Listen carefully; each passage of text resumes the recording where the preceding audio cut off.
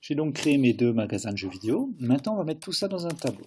Donc un tableau de 15 magasins. Alors pour déclarer un tableau, on va dire tout simplement, j'ai un magasin, un tableau de magasin, pardon, c'est des crochets, donc là, que je vais appeler tableau ou tab mag, magasin, égale new magasin de 15.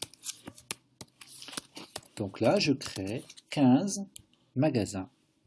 D'accord? Alors ces magasins, par défaut, ils sont tous nuls. Ok? Maintenant, je vais affecter les magasins. Donc on dit dans le sujet, en fait, que les deux premiers seront des magasins standards. Donc tout simplement, on va dire tab magasin de,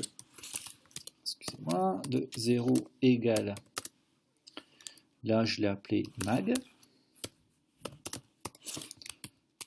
Même chose pour le deuxième.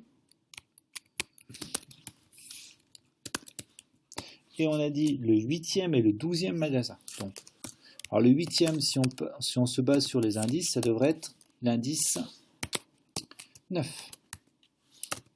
L'indice 7, pardon. On commence à 0. Donc voilà, le 7e magasin, c'est donc mag J1. Et le 12e magasin, c'est tout simplement, donc aussi, j'ai dit c'est le 12e, donc 11 égale mag J2. Voilà, ensuite il faut faire une boucle. Une boucle, ça se fait comme ceci, pour i allant de 0. Alors i inférieur à 15, mais ce qui est plus logique d'écrire dans un tableau, c'est tab magasin.length. Comme vous le voyez ici, i++. Et après, ce que vous pouvez faire, c'est tout simplement maintenant faire afficher les chiffres d'affaires. D'accord? Donc, le chiffre d'affaires est le nom de l'enseigne.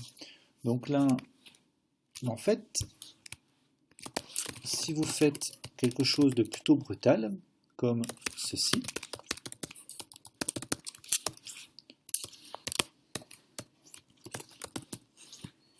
d'accord? Là, ils ont tous travaillé 15 jours.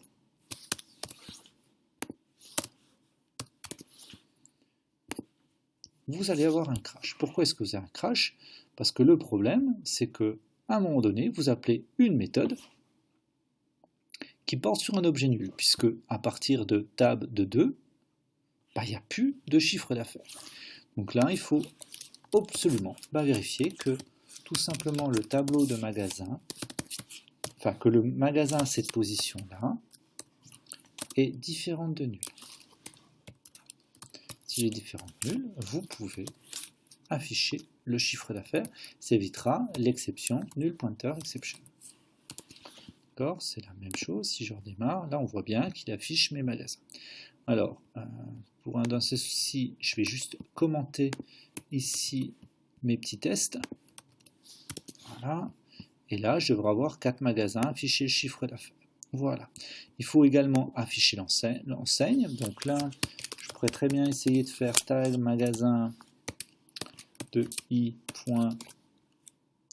L'enseigne. Le problème, c'est que enseigne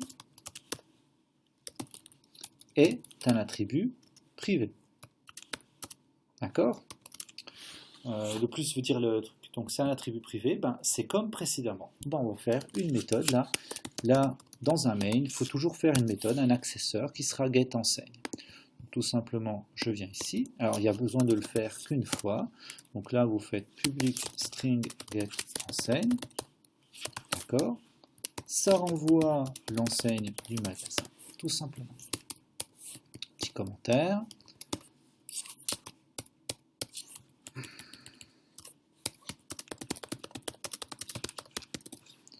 Voilà. Donc là, rien de particulier. Donc là, c'est le getEnseigne passe maintenant. Donc si vous faites ça, tout simplement, on voit ici les choses. Alors là, on voit que là, il n'y a pas d'espace. On va mettre une petite flèche, un espace ici pour que ce soit plus joli, tout simplement.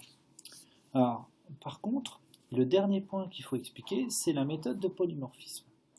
Qu'est-ce qui se passe? Pour les magasins de jeux vidéo, qui sont en 8 et en 12e position, tout simplement, il va chercher chiffre d'affaires. Mais comme je vous l'expliquais en cours, le polymorphisme veut dire qu'il appelle la méthode en fonction de l'objet. Donc ici, le chiffre d'affaires, lorsque c'est un magasin jeux vidéo, il va chercher le chiffre d'affaires de magasin jeux vidéo. Si le magasin est un magasin au sens strict du terme, il va chercher le chiffre d'affaires de magasin. C'est ce qu'on appelle le polymorphisme, c'est appeler la bonne méthode en fonction de l'objet implémenté. Voilà pour cet examen. Si vous faites tout ça, vous avez 20. Voilà, bon. Après, la note n'est pas si importante. Vous devez être capable de créer des classes, de créer de l'héritage. Là, je vous ai montré les tableaux et on verra plus tard la notion de réliste. Merci à vous.